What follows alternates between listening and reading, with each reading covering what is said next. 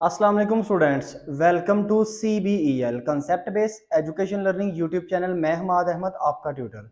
आज के इस लेक्चर में हम बात करेंगे एफएससी पार्ट वन, जिसे आप इंटरमीडिएट पार्ट वन और इसे आप ICS पार्ट वन भी कह सकते हैं, और इसका सब्जेक्ट है फिजिक्स।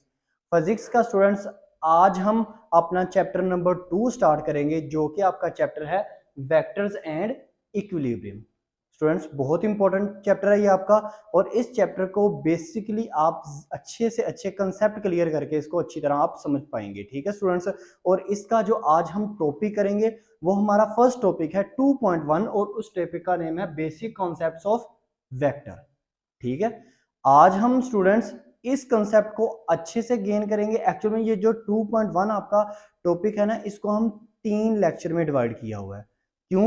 क्योंकि ये पहला ही टॉपिक आपका इस चैप्टर का अगर आपको अच्छी तरह समझ में आ जाता है ना, तो मैं श्योरिटी से आपको कहता हूं आपको आगे आने वाले जितने भी टॉपिक्स होंगे उसमें आपको कोई भी वरी नहीं होगी, कोई भी परेशानी नहीं आपको बनेगी। ठीक है, तो वीडियो को अच्छी तरह देखिएगा, गौर से देखिएगा। वीडियो समझ में ना आए तो बार बार देखें, और कमेंट सेक्शन में बताइएगा कि आपको किस चीज में कहां पे क्या प्रॉब्लम आई है। वीडियो अच्छी लगी तो लाइक कीजिएगा, चैनल को सब्सक्राइब कीजिएगा, और इस वीडियोस को ज्यादा से ज्यादा अपने फ्रेंड्स में शेयर करें ताकि आपके साथ साथ उनका भी बेनिफिट हो जाए। तो स्टूडेंट्स अब हम शुरू क्या करने लगे हैं, अपना टॉपिक है बेसिक कॉन्सेप्ट्स ऑफ वेक्टर। देखें, वेक्टर को शुरू करने से पहले ना स्टूडेंट्स एक चीज हम जरा थोड़ा सा ना पीछे जाते हैं अपने चैप्टर नंबर 1 में। तो हमने एक चीज पढ़ी थी, फिजिकल क्वांटिटीज। क्यों ये हम मैं बता रहा हूँ, क्योंकि वेक्टर्स जो है वो उसी से लिंक है। तो फिजिकल क्वांटिटीज कौन सी क्वांटिटीज हैं? ऐसी क्वांटिटीज स्टूडेंट जिनको हम मैयर कर सकते हैं, जिनको की हम पैमाइश कर सकते हैं, जिनको हम नाप सकते हैं, माप सकते हैं। तो ऐसी तमाम क्वांटिटीज आपकी क्या कहलाती थी? Physical quantity. तो एक्चुअल में फिजिकल क्वांटिटी क्या थी? Length, mass, time, velocity, acceleration, force, speed, ये तमाम आपकी क्या कहलाती थी? Physical quantity. और स्टूडेंट्स फिजिकल क्वांटिटीज को हमने दो फर्दर डिवीजन में डिवाइड किया था, वो आपकी थी, एक था बेस क्वांटिटीज, एक थी आपकी ड्राइव क्वांटिटी। ऐसा ही है। और बेस क्वांटिटी वो क्वांटिटीज थी जिनको फर्दर किसी और क्वांटिटी से नहीं निकाला जा सकता, वो एक्चुअल में बेस होती हैं, वो खुद ब खुद मौजूद होती हैं, वो अखज नहीं की किसी और से उनको निकाला नहीं जा सकता किसी और क्वांटिटी से। वो आपके पास से 7 quantity, length, mass, time, temperature, current और अमाउंट ऑफ सब्सटेंस वगैरह। और उसके बाद जो ड्राइव क्वांटिटी थी वो ऐसी क्वांटिटी थी जिनको हम हमेशा बेस क्वांटिटी से अखज करते थे। मतलब दो या दो से ज्यादा बेस क्वांटिटी जब मिल जाती थी ना, तो ड्राइव क्वांटिटी बना देती थी। मिसाल के तौर पर वेलोसिटी, तो वेलोसिटी को हमने बनाना हो तो हमें लेंथ और टाइम की जरूरत है। लेंथ हमारे पास एक्चुअल में बेस क्वांटिटी है, और टाइम भी हमारे पास बेस क्वांटिटी है। तो स्टूडेंट्स यहाँ पे अब हम क्या, वेक्टर्स, एक चीज सुनिएगा, जो आपके पास फिजिकल क्वांटिटीज है ना, वो आगे मजीद फर्दर डिवाइड है दो क्वांटिटीज में। एक है स्केलर क्वांटिटीज, एक है वेक्टर्स। वेक्टर क्वांटिटी और स्केलर क्वांटिटी, यहां पे मैं आपको मेंशन कर देता हूं। नंबर 1 जो फिजिकल क्वांटिटी आपकी आती है वो आती है स्केलर क्वांटिटी। ये आपने ना 9th क्लास में भी पढ़ा था। और सेकंड आपकी आती है वेक्टर क्वांटिटी। अब ये हम क्यों कर रहे हैं, आपके माइंड में फर्स्ट वन ये क्वेश्चन आएगा कि ये क्या बात हुई, फिजिकल क्वांटिटी तो दो थी, बेस और ड्राइव, तो हम क्यों ये स्केलर और वेक्टर को भी इनको भी हम क्यों फिजिकल क्वांटिटी में कह रहे हैं? तो उसको आपको अभी बता देता हूँ, आपका कंसेप्ट क्लियर हो जाएगा। अपने माइंड में एक बात याद रखिएगा, जो फिजिकल क्वांटिटी की जो टर्म थी ना, बेस क्वांटिटी और ड्राइव क्वांटिटी, स्टूडेंट्स वो सिर्फ फिजिकल क्वांटिटी के यूनिट को एक्सप्लेन करती हैं। ठीक है, कि मतलब अगर टाइम है तो टाइम का यूनिट बताया जाता है, टी है, लेंथ एल है, लेंथ का सॉरी वो है यूनिट जो है वो सेकंड है, मैथ का केजी है। तो वो हमें यूनिट बताते थे, बेस क्वांटिटी और ड्राइव क्वांटिटी। ये जो स्केलर और वेक्टर थे ये उसको फर्दर मतलब आगे उसी बात को आगे थोड़ा सा एक्सटेंड करते हैं। तो अब सबसे पहले बात कर लेता हूँ स्केलर क्वांटिटी। तो स्टूडेंट्स स्केलर क्वांटिटी कौन सी क्वांटिटी होंगी? ऐसी क्वांटिटीज, पहले सुनिएगा फिर मैं लिख देता हूँ, ऐसी क्वांटिटीज जो दो चीजों पर मुश्तमिल हो, एक मैग्नीट्यूड और दूसरा प्रॉपर यूनिट। मैं लिख देता हूं, ये लें जी, स्केलर स्केलर क्वांटिटी। ऐसी क्वांटिटीज जो दो चीजों पर मुश्तमिल हो, मैग्नीट्यूड मैग्नीट्यूड प्लस यूनिट, ऐसा यूनिट जिसको आप कह सकते हैं। ओके, अब मैग्नीट्यूड का क्या मतलब हुआ? मिसाल के तौर पर स्केलर क्वांटिटी, मैं कहता हूं मेरे पास मैस है, मेरे पास मैस है 10 kg। तो स्टूडेंट्स यहाँ पे ये ध्यान से देखिएगा, ये जो केजी है ना, ये आपका यूनिट है, और ये जो आपको 10 नजर आ रहा है ना न्यूमेरिकल, ये आपका मैग्नीट्यूड कहलाता है। यहाँ पे अगर 10 की जगह मैं लिख दूं मैस मेरे पास है 20 kg, मैस मेरे पास है 50 kg, मैस मेरे पास है 2000 kg, तो दो जो भी आपके पास फिगर आए ना, 2000, 3000, 5, 10, मतलब जो भी आपके पास न्यूमेरिकल जो नंबर आपको शो, वो आपका मैग्नीट्यूड कहलाता है। और उसके साथ जो यूनिट, जैसे मैथ का यूनिट आप स्टूडेंट्स को भी पता है केजी होता है, ठीक है, तो यूनिट को हम क्या कहेंगे? यूनिट को हम यूनिट कहें, इस केजी को हम प्रॉपर यूनिट कहेंगे। अगर इन दो, अगर किसी भी मतलब फिजिकल क्वांटिटी में, चाहे वो बेस हो चाहे वो ड्राइव हो, तो उसके अंदर आपको मैग्नीट्यूड और उसका प्रॉपर यूनिट कहते हैं जो उसका ऐसा यूनिट है। जैसे मिसाल के तौर पर स्टूडेंट्स, एक ग्राम, एक केजी के अलावा ग्राम भी हो सकता है ना, तो ग्राम ऐसे यूनिट नहीं है मैथ्स का जो ऐसे यूनिट है वो केजी है। तो ग्राम को कन्वर्ट पहले केजी में करना है, फिर आप कह सकते हैं कि अब मेरे पास 10 ग्राम है, मतलब मिसाल के तौर पर अगर ऐसे हो 10 ग्राम, तो ये आपका स्केलर नहीं है। क्यों? क्योंकि अब ये जो ग्राम आपके पास है ना स्टूडेंट से, ये आपका प्रॉपर यूनिट नहीं है, ये ऐसे यूनिट नहीं है। अब पहले ग्राम को कन्वर्ट करो किलोग्राम में, जब ये किलोग्राम में कन्वर्ट हो तो फर्ज करो आंस आ गया आपके पास 1000 kg, तो फिर अब ये आपका क्या स्केलर है, क्योंकि मैग्नीट्यूड भी है, मैग्नीट्यूड मींस न्यूमेरिकल वैल्यू भी है, और प्लस इसके साथ प्रॉपर यूनिट भी है। ये आपका क्या कहलाएगा? Scalar quantity. ठीक है, अब हमारा टॉपिक है बेसिक कॉन्सेप्ट्स ऑफ वेक्टर, हम वेक्टर क्वांटिटी की तरफ मूव करते हैं। वेक्टर क्वांटिटी में एक्चुअल में ये दो चीजें हैं ना, यहाँ पे मैग्नीट्यूड और यूनिट। अब इसके अंदर एक और चीज ऐड हो जाएगी, तीन चीजें वेक्टर में आती हैं। तो अब मैं यहाँ पे आपको बताता हूँ वेक्टर क्या होता है। वेक्टर क्वांटिटी, अब देखिएगा स्टूडेंट, वेक्टर क्वांटिटी क्या होता है? ऐसी क्वांटिटी जिसके अंदर मैग्नीट्यूड हो प्लस यूनिट हो प्लस डायरेक्शन हो, प्लस डायरेक्शन हो। अब ध्यान से सुनिएगा, स्केलर में क्या था? जिसमें मैग्नीट्यूड और प्लस यूनिट है। वेक्टर में क्या है? जिसमें मैग्नीट्यूड भी है, उसमें यूनिट भी है, और उसमें डायरेक्शन भी है। मिसाल के तौर पर यहाँ पे क्या मिसाल फिट होगी, देखें, मिसाल के तौर पर मेरे पास है फोर्स, मैं कहता हूँ force F is equal to 20 newton. अब कुछ स्टूडेंट यहाँ पे कहेंगे ये यहाँ पे 20 न्यूटन, न्यूटन आपके पास क्या है? ऐसा यूनिट है, 20 आपके पास मैग्नीट्यूड है। तो स्टूडेंट कहेंगे सर ये तो स्केलर बनाना, ये वेक्टर कहाँ से बना? डायरेक्शन तो नहीं शो हो रही। अब फोर्स है, इस बात को ऐसे समझिएगा, मैं गाड़ी यूज़ करता हूँ, फर्ज करो मैं गाड़ी चला रहा हूँ, तो गाड़ी मेरी बिल्कुल ऐसे ना स्ट्रेट मूव हो रही है। अब मैंने लेफ्ट साइड को यहाँ टर्न होना है या मैंने राइट साइड को टर्न होना है, तो जैसे ही मैं फर्ज करें लेफ्ट साइड को टर्न होऊंगा ना, तो मेरी जो वही स्पीड है, वो जो मैं फोर्स लगाऊंगा टर्न होने के लिए, जो मैं फोर्स लगाऊंगा गाड़ी पर, वो फोर्स मेरी किस में कन्वर्ट होगी? वेलोसिटी में। वेलोसिटी चेंज हुई ना, तब्दीली मतलब चेंज इन वेलोसिटी आपकी क्या कहलाती है? एक्सेलरेशन। तो इसका मतलब है जैसे गाड़ी के अंदर मैं टर्न लूंगा, गाड़ी को मैं टर्न दूंगा, चाहे वो लेफ्ट टर्न दूं, राइट टर्न दूं, चाहे उसको सामने लेके जाऊं, चाहे गाड़ी को रिवर्स करूं, ठीक है ना, कोई भी चारों में मतलब आपके पास चारों में कोई भी चीज आपके पास हो सकती है। तो मैंने गाड़ी को राइट टर्न दिया, जैसे मैंने राइट टर्न दिया ना, तो मेरी वेलोसिटी चेंज हुई, तो वेलोसिटी चेंज हुई तो एक्सेलरेशन प्रोड्यूस हुआ ना, तो acceleration produce due to direction produce हुआ है, डायरेक्शन की वजह से मेरे एक्सेलरेशन प्रोड्यूस हो रहा है उस गाड़ी में जिसके ऊपर मैं फोर्स लगा रहा था। ठीक है, तो इसका मतलब है फोर्स मेरा क्या कहलाएगा?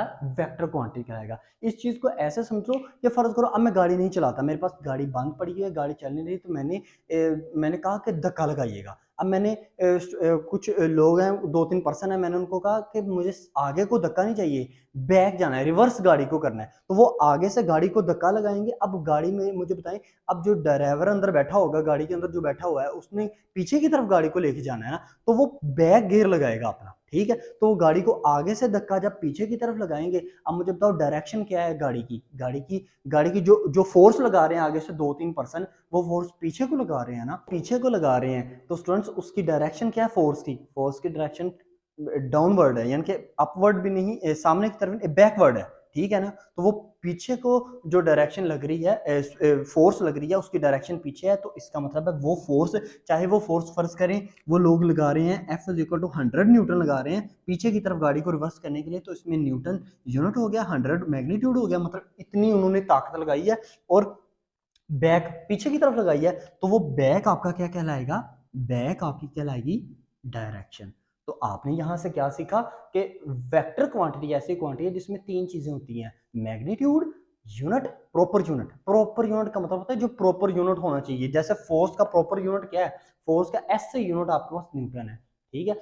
डायरेक्शन और सॉरी मैग्नीट्यूड पर यूनिट यानी कि एसआई यूनिट, और डायरेक्शन, वेक्टर के अंदर ये तीन चीजें आती हैं, और स्केलर के अंदर सिर्फ मैग्नीट्यूड और आपके पास प्रॉपर यूनिट या एसआई यूनिट। ये अब आपने क्या सीखा यहां से, स्केलर और वेक्टर। अब हमारा जो बेसिक कॉन्सेप्ट था ना वो था बेसिक कॉन्सेप्ट ऑफ वेक्टर, ठीक है ना स्टूडेंट्स। अब वेक्टर्स कैसे, हम वेक्टर को ना, वेक्टर की आपने डेफिनेशन तो देख ली कि जी वेक्टर वो है जिसमें मैग्नीट्यूड भी हो, हमारे पास एसआई यूनिट भी हो, प्लस हम ना एसआई यूनिट के साथ हम उसकी डायरेक्शन भी बता रहे हैं। अब वेक्टर को आप ना इस तरह भी समझ सकते हैं, वेक्टर की ना रिप्रेजेंटेशन से। तो यहाँ पे हम लिखते हैं वेक्टर रिप्रेजेंटेशन। अब देखिएगा ध्यान से, अब फोर्स है, अब यहाँ पे आपको फोर्स कैसे पता चलेगा ये वेक्टर है। तो वेक्टर को रिप्रेजेंट करना है ना, तो दो वे हैं वेक्टर को रिप्रेजेंट करने के, एक है सिंबॉलिक, सिंबॉलिक वे या सिंबॉलिक रिप्रेजेंटेशन, दूसरी है ग्राफिक, ग्राफिक रिप्रेजेंटेशन। अब देखिएगा सिंबॉलिक से क्या मुराद है, सिंबॉलिक रिप्रेजेंट, अगर आपके पास एक वेक्टर है, फर्ज करें मेरे पास एक वेक्टर है, ये फोर्स ही है, आपको भी पता है फोर्स का जो फार्मूला होता है वो होता है F is equal to m a, ठीक है ना। तो इसकी वजह से यहाँ पे फोर्स में हमेशा एक्सेलरेशन पैदा होगा, तो एक्सेलरेशन जब भी पैदा होगा वो डायरेक्शन के जरिए पैदा होता है। तो मैं कहना क्या चाह रहा था, अगर फर्ज करें ये F है, F को आपने रिप्रेजेंट करना है एज अ वेक्टर बताना है, तो दो तरीके हैं, सिंबॉलिक में भी दो तरीके आते हैं। सिंबॉलिक में नंबर वन, या तो आप एफ लिखो ऐसे, इसको मोटा कर दो, गाढ़ा कर दो, बोल्ड कर दो। बोल्ड का मतलब होता है इसको गाढ़ा कर दो। वो अक्सर हम लिखने के बाद ऊपर उसको ऐसे क्रॉसिंग करते रहते हैं ना, यानी कि वर्ड के ऊपर ऐसे उसको गहरा करने की बार बार कोशिश करते हैं, तो या उसको ऐसे कर दो, या एफ ऐसे एफ डालो और इसके ऊपर ऐसे तीर खींच दो, इसको एरोहेड भी बोलते हैं। तो मैं सिंपल लैंग्वेज यूज करता हूँ ज्यादातर, ताकि ये जो वीडियोस है ना वो वैसे जो फर्ज करे जो लो स्टूडेंट है उसको अब इतनी टफ लैंग्वेज में समझ नहीं आती है, एरोहेड क्या है, ये चीजें क्या है, आराम से उसके ऊपर तीर खींचो एफ के ऊपर, तो ये आपका क्या कहलाएगा, ये वेक्टर की रिप्रेजेंट होगी, सिंबॉलिक रिप्रेजेंट होगी। ये ध्यान से समझिएगा। अगर आपको कोई भी सर कह दे कि ये देखें मैंने एफ के ऊपर ऐसे तीर खींच दिया है, तो ये याद रखिएगा तीर हमेशा आपने लेफ्ट से राइट की तरफ खींचना है। ऐसा ना हो कि तीर की जो आपका वो जो तीर का साइन जो इस तरह का, ये देखिए ना, ये जो तीर का साइन है ये इस तरह होना चाहिए, ये ऐसे नहीं होना चाहिए, यानी कि राइट से लेफ्ट की तरफ नहीं होना चाहिए, लेफ्ट से राइट की तरफ होना चाहिए, ठीक है। तो ये आपकी क्या कहलाएगी, सिंबॉलिक रिप्रेजेंटेशन। और ज्यादातर पेपर में आप वेक्टर की रिप्रेजेंटेशन गाढ़ा मत कीजिएगा, क्योंकि जब वेक्टर को आप गाढ़ा करेंगे ना, किसी भी मतलब फोर्स है, एक्सेलरेशन है, वेलोसिटी है, ये तमाम आपके वेक्टर्स क्वांटिटी हैं, तो अगर आप उनको गाढ़ा करने की कोशिश करेंगे ना, तो पेपर वाला अंडरस्टैंडिंग कर पाएगा। ज्यादा कोशिश ये करें सिंबॉलिक रिप्रेजेंटेशन में कि आप वेक्टर लिखें, जैसे फोर्स है, डिस्प्लेसमेंट है, एक्सेलरेशन है, आपकी वेलोसिटी है, तो इसको लिखने के बाद ऊपर एरोहेड लगा दें, मतलब ऊपर तीर खींच दें, तो वो आपका क्या कहलाएगा, वेक्टर की सिंबॉलिक रिप्रेजेंटेशन कहलाएगी। अब हम वेक्टर की ग्राफिकल रिप्रेजेंटेशन करते हैं। ये चीज एक और याद रखिएगा, वेक्टर को वेक्टर को हम दो तरीकों से कर सकते हैं रिप्रेजेंट, सिंबॉलिकली और ग्राफिकली। अब सिंबॉलिकली मैंने आपको बता दिया, ग्राफिकली आप देखते हैं। तो ग्राफिकली वेक्टर को कैसे रिप्रेजेंट हम कर सकते हैं, ग्राफिकली या रिप्रेजेंटेशन। अब देखें स्टूडेंट्स, ग्राफ की मदद से ना किसी भी वेक्टर को हमने रिप्रेजेंट करना है, तो एक बात याद रखिएगा, अक्सर ना ये ग्राफ कहाँ पे यूज होते हैं, मतलब वेक्टर को हम ग्राफ की मदद से क्यों रिप्रेजेंट कर रहे हैं। यानी कि मेरी कार ऐसे मूव ऑन हो रही है, मैं अपनी कार चला रहा हूँ, तो याद है अक्सर गेम्स वगैरह में भी आपने देखा होगा कि कार चल रही हो या आपने कोई भी ऐसी गेम खेली हो जिसमें मतलब कोई फाइटिंग गेम हो, तो उसके नीचे ना आपको ग्राफ की मदद से एक मैप दिखा रहे होते हैं कि इस तरफ को अब आपने जाना है, अब आपने इस तरफ को जाना है, वो लाइनें खींची होती हैं अक्सर, आप स्टूडेंट्स वो चीज़ जानते होंगे। अब वो हमें ग्राफ की मदद से, मैप की मदद से हमें बता रहे होते हैं। जैसे अक्सर हमने टाइमर भी अपनी गाड़ी में लगाया होता है कि हमने किसी एक पर्टिकुलर ही प्लेस पर पहुंचना है, तो हम वहाँ का ग्राफ जो है वो ओपन कर लेते हैं कि अब हमने कहाँ पे जाना है, अब यहाँ से कितना फासला रह गया, वो हमें ग्राफ की मदद से वो लाइन ऐसे कभी लेफ्ट साइड पे मूव करती है, फिर लाइन हमें बताती है राइट साइड की तरफ मूव करो, इस तरह की चीज़ें। अब स्टूडेंट्स एक चीज़ देखिएगा, वेक्टर को ग्राफिकली रिप्रेजेंटेशन हम क्यों कर रहे हैं? हम मिसाल के तौर पर वही मिसाल लेते हैं कि मैं अपनी गाड़ी में बैठा हुआ, मैंने राइट की तरफ टर्न करना है, तो राइट की तरफ फर्ज करो मैंने टर्न किया राइट की तरफ से इतना सा। अब इतना सा मैंने टर्न किया और इसके साथ मैं ये एरो हेड का साइन लगा दिया, ये मैंने एरो हेड का साइन लगा दिया। अब ये इतना सा जो तीर मैंने खींचा है ना, ये तीर मेरा मैग्नीट्यूड शो करा रहा है कि तू सिर्फ इतने, फर्ज करें ये 2 किलोमीटर था, ठीक है, मैं इतना सा मूव, और ये एरो हेड क्या कह रहा है कि गाड़ी जो है वो राइट साइड की तरफ टर्न हुई है। फर्ज करें एक और पर्सन है, उसने गाड़ी को इतना ज्यादा टर्न किया है। अब ऐसे एरो हेड लगा देंगे, ये इतना ज्यादा टर्न क्या कहलाता है कि भाई इसने मिनिमम ना जो गाड़ी को राइट साइड की तरफ इसने चलाया ना गाड़ी को, वो ज्यादा से ज्यादा इसने 10 किलोमीटर तक चलाया है, ठीक है। और एरो हेड क्या कहता है कि अब इसकी गाड़ी कहाँ पे है, राइट साइड पे है। अब यही एरो हेड अगर नीचे की तरफ ऐसे आ जाए, तो वो क्या कहेगा कि भाई इसकी जो गाड़ी है ना पीछे की तरफ जा रही है, यानी कि ये अपनी गाड़ी को रिवर्स खींच रहा है। एरो हेड ये साइन देता है कि ये रिवर्स बैक की तरफ गाड़ी गाड़ी को ना लेके जा रहा है। लेकिन ये जो साथ में आपको एरो हेड के साथ ये जो लाइन शो होती है ना, ये कहती है कि इसने इतनी, मतलब इतनी फीसद या इतनी किलोमीटर, जो भी उसका जो साइन है उसमें ये इतना इसने पीछे की तरफ लेके गया। अगर यही आपके पास ऐसे राइट की तरफ हो, तो ये लेफ्ट की तरफ हो, तो ये हमें ये बताता है कि गाड़ी इस वक्त इसकी कहाँ पे मूव कर रही है, लेफ्ट साइड की तरफ मूव कर रही है। जो इसकी एक स्पेस थी उससे ये लेफ्ट साइड की तरफ मूव कर रही है, जो रोड था वो उस रोड पे नहीं जा रहा, अब ये लेफ्ट साइड की तरफ जाना पड़ा।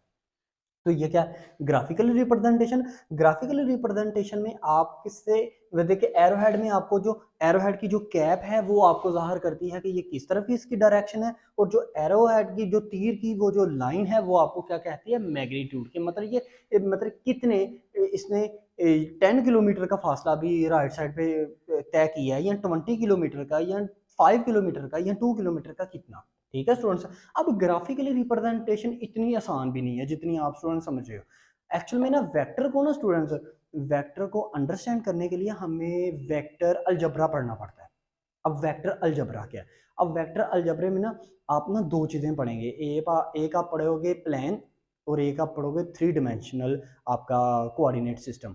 एक्चुअल में ना जो स्टूडेंट्स कर रहे हैं ना आपका, मैं मतलब एफएससी प्री इंजीनियरिंग कर रहे हैं, या जो आईसीएस के स्टूडेंट्स हैं वो मैथ पढ़ते होंगे, और मैथ में ना उन्होंने ना कार्टेशियन प्लेन के बारे में पढ़ा होगा।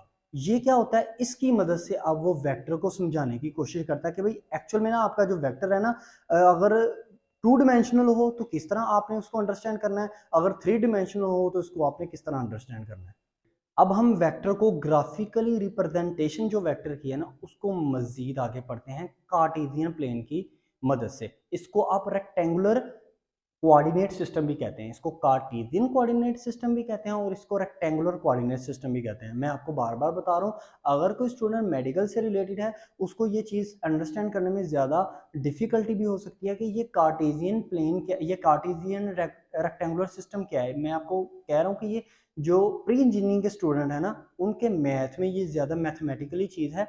सिर्फ आप इतना सा अंडरस्टैंड कर लो कि कार्टेशियन प्लेन, जिसको आप रेक्टेंगुलर प्लेन भी कहते हैं, वो आपका इस तरह का होता है, ऐसे और फिर ऐसे। ये आपने ना बचपन में भी एक चीज पढ़ी होगी, इसको कहते हैं नॉर्थ, ये होता है आपका ईस्ट, ये होता है साउथ साउथ, और ये आपका होता है वेस्ट। ठीक है स्टूडेंट, ये एक्चुअल में ये कार्टेशियन प्लेन कहलाया जाता है। ठीक है। अब यहां से वो कहता है कि अगर आपकी गाड़ी नॉर्थ की तरफ है तो नॉर्थ का मतलब है सामने की तरफ जा रही है। अगर आपकी गाड़ी ईस्ट की तरफ है तो इसका मतलब है लेफ्ट राइट साइड की तरफ जा रही है। अगर आपकी गाड़ी जो है वो साउथ की तरफ है तो इसका मतलब है वो पीछे की तरफ आ रही है। मतलब ये मशरिक मगरिब शमाल जनूब है, ठीक है। और अगर आपकी गाड़ी जो है वो इसकी तरफ अगर आपकी गाड़ी ये ईस्ट की वेस्ट की तरफ है तो आपकी गाड़ी राइट साइड की तरफ मूव कर रही है, ठीक है। एक्चुअल में ये आप बचपन में पढ़ते हैं ये चीजें। अब यहाँ से ये कार्टेशियन प्लेन होता है इस तरह का, लेकिन ये नॉर्थ साउथ ये चीजें नहीं होती, ये इस तरह का। अब हम कार्टेशियन प्लेन को दोबारा से ड्रॉ करते हैं। ये देखो ऐसे कार्टेशियन प्लेन आया, ये ऐसे मैंने ड्रॉ किया। अब इसके अंदर यहाँ पे भी 90 डिग्री का एंगल है, यहाँ पे भी 90 डिग्री का एंगल है, यहाँ पे भी 90 डिग्री का एंगल है, यहाँ पे भी 90 डिग्री का एंगल है, ठीक है। अब इसको आप क्या कह लो, मैंने आपको कहा था कि आपने हमेशा इसको एरोहेड से एक्सप्लेन करना है। मतलब इसके अंदर एक ऐसे तीर लगा लो। अब ये तीर यहाँ पे लग गया, नहीं तीर नहीं लगा है। अब देखिए स्टूडेंट्स, ये आपका बन गया एक्स एक्सिस, ये आपका क्या हो गया, इसको वाई एक्सिस बोल लो। ये आपका हो जाएगा वाई एक्सिस, ये आपका हो जाएगा एक्स माइनस या एक्स डैश, इसको कह लो, ये वाई डैश आपका हो गया। अब मैंने क्या किया, अब मैंने ना यहाँ से ना फर्ज करो मेरे पास है, मैंने डिस्प्लेसमेंट, मेरे पास एक वेक्टर है, मैंने यहाँ से ना दरमियान से, यहाँ से मैंने एक डिस्प्लेसमेंट जो है ना वो मैंने वेक्टर खींचा इतना, ये मैंने इसके ऊपर लगा दी एरोहेड, मतलब तीर का साइन लगा दिया। तो ये मेरा क्या हो जाएगा, ये मेरा डिस्प्लेसमेंट है। मैंने कहा ये मेरा क्या है, डी डिस्प्लेसमेंट एरोहेड। अब ये डिस्प्लेसमेंट जो है ना, ये x axis y axis x dash y dash, ठीक है। तो इसका मतलब ये दरमियान वाला आपका क्या कहलाएगा, ये आपका ओ कहलाएगा। ये एक्चुअल में ओरिजिन है, इसको आप क्या बोलोगे, ये आपका ओ है, ठीक है। ये दरमियान वाला साइन जो है आपका है ये ओ है, और ये इन तमाम के दरमियान क्या है, 90 डिग्री का एंगल है, ठीक है। अब देखिए स्टूडेंट्स, इस चीज को अंडरस्टैंड करिएगा। ओ ओ एक्स, ओ से ये एक्स, ओ से ये वाई, ओ एक्स, इसको आप ओ से एक्स बोलोगे, इसको बोलोगे ओ वाई, इसको बोलोगे ओ एक्स माइनस, इसको बोलोगे ओ एक्स ओ वाई माइनस, या ओ वाई माइनस, या ओ वाई डैश भी आप कह सकते हो, आपकी मर्जी है, ठीक है ना। अब देखो स्टूडेंट्स, आपने क्या किया, एक्स और वाई ही आपके बेसिकली एक क्या है, एक मतलब समझा जाता है कि एक गाड़ी जो है वो एक्स और वाई के दरमियान में सिर्फ लाई कर रही है। मतलब जो गाड़ी हम चला रहे हैं ना, जो डिस्प्लेसमेंट वो गाड़ी कवर कर रही है वो सिर्फ एक्स और वाई के दरमियान। मतलब यहाँ से आप अंडरस्टैंड कर लो कि जो आपकी गाड़ी है वो नॉर्थ वाई नॉर्थ, और गाड़ी जो है आपकी नॉर्थ और ईस्ट के दरमियान में मूव कर रही है। अब वो मूव कितना कर रही है, वो दरमियान में मैंने तीर को जो खींचा वो अंडरस्टैंड करवा रहा है कि आपकी गाड़ी का जो मैग्नीट्यूड है ना वो इतना, और उसकी डायरेक्शन इस तरफ को है। अब देखो यहां से इस गाड़ी का एक्स से कितना फासला है, और इस गाड़ी का वाई से जो इसने डिस्प्लेसमेंट, इस गाड़ी का जो डिस्प्लेसमेंट है वो एक्स एक्स के साथ, जीरो से एक्स के साथ कितना है और जीरो से वाई के साथ कितना है, ठीक है। तो उसको हम कहेंगे, फर्ज करें ये जो उसने फासला तय किया, ये एक पॉइंट पी उसने फासला तय कर लिया, और ब्रैकेट में डाल लो ए कोमा बी। अब ए से मुराद ये है कि इस गाड़ी ने जो डिस्प्लेसमेंट तय किया है ना वो एक्स एक्सिस पर उसने ए डिस्प्लेसमेंट तय किया, और वाई एक्सिस पर उसने बी डिस्प्लेसमेंट तय किया। देखें ये ऐसा ही है स्टूडेंट्स, ए और बी का मतलब यही है कि मैं कहता हूं कि एक मेरी जो गाड़ी है वो नॉर्थ और ईस्ट के दरमियान में मूव कर रही है, और नॉर्थ और ईस्ट के दरमियान में उसका डिस्प्लेसमेंट मुझे कुछ शो हो रहा है कि डिस्प्लेसमेंट मतलब उसने इतना फासला तय किया है, ठीक है ना।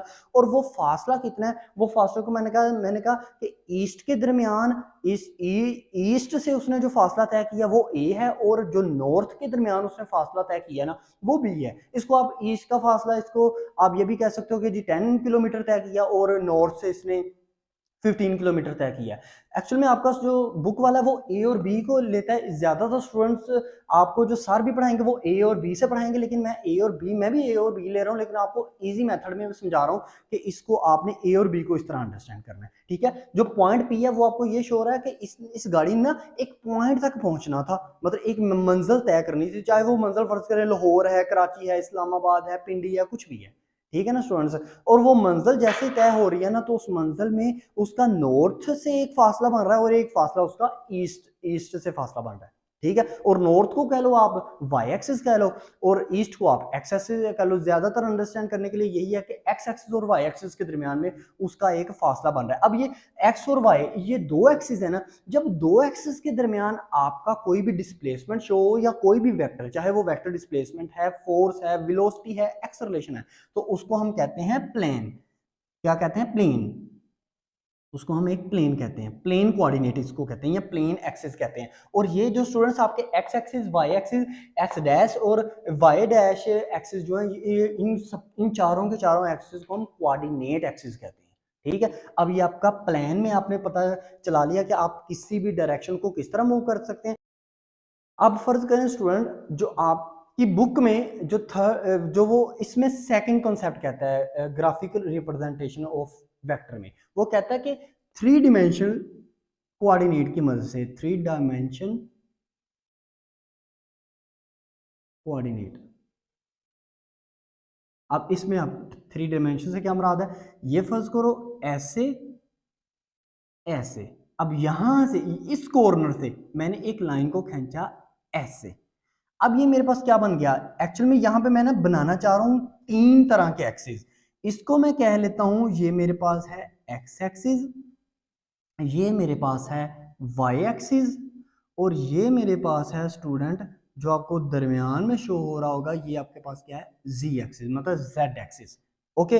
अब ये थ्री डिमेंशन में आपकी जो गाड़ी है वो तीन डिमेंशन में भी मूव कर सकती है। आपका जो वेक्टर है, वो कोई भी वेक्टर आपका, चाहे वो डिस्प्लेसमेंट है, फोर्स है, वो तीन डिमेंशन में अगर आ जाए, तीन तरह से आ जाए, यानी कि तीन तीन तीन तरीकों, तीन चीजों को वो कवर कर रहा है, यानी कि नॉर्थ, साउथ, ईस्ट और वेस्ट, उनमें से तीन को कवर अप कर रहा है, तो आप क्या करोगे? उसके लिए तीन एक्सिस यूज करोगे। वो आपका एक्स एक्सिस ये फिर होगा, वाई एक्सिस ये, और जेड एक्सिस ये। अब देखो, अब यहां से एंगल फिर भी वो 90 90 90, तीनों के अंदर एंगल हमेशा 90 का बनेगा। अब देखो यहां से मैंने क्या किया, यहां से मैंने फिर एक वेक्टर है, मैंने उस वेक्टर को ड्रॉ कराया ऐसे। ये मेरा वेक्टर है डिस्प्लेसमेंट का, मैंने डी लिखा, इसके ऊपर ऐसे टिक लगा दिया। ये मेरे पास पॉइंट पी है, मैंने इस पॉइंट तक पहुंचना था, अब आ गया ए coma B comma C.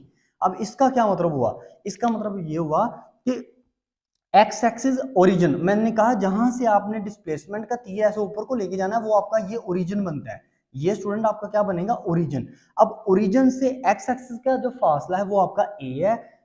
Origin से मतलब यहां से फर्ज करें, जहां से मैं खड़ा हूं, यहां से एक्स एक्सिस का जो फासला है ना, ये मेरा क्या कहलाएगा? ए कहलाएगा।